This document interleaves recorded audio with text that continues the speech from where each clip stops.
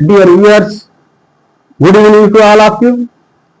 Today I would like to deal with an important area, that is correct usage of adjectives.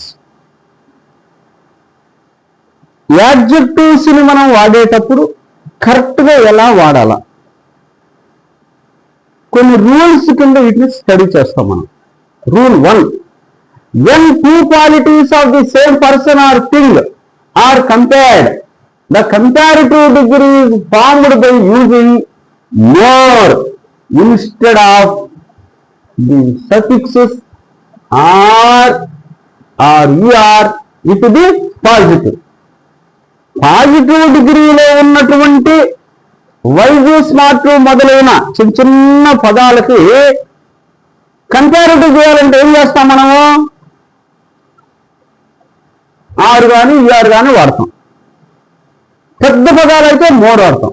ఇక్కడ ఏమంటున్నా అంటే, ఒక వ్యక్తిలో 2 qualities ఉన్నప్పుడు, ఒక వస్తువులో 2 క్వాలిటీస్ ఉన్నప్పుడు, ఒక క్వాలిటీ ఎక్కువ గ్రేటర్ అని చెప్పడానికి ఆ ఎగ్జెక్టివ్ ఏదైతే గ్రేటర్ గా ఉందో దాని ముందు మోర్ పెట్టండి. చిన్నదైనా పెద్దదైనా మోర్ పెట్టండి. He is more wise than rich, she is more smart than beautiful, my friend is more stout than courageous. నా స్నేహితుడు ధైర్యానికంటే కూడా లా ఎక్కువ. He is more wise than rich అన్నాడు. అతను సంపద కంటే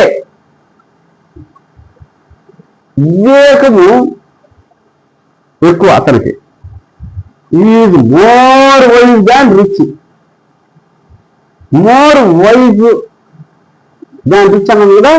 ఈజ్ వైజర్ దాన్ రిచ్ అనకూడదు, మోర్ వైజ్ అంటే ఈ విధంగా అన్నిటికీ మోర్ వాడుకుంటా బాగుంది అంటాడు.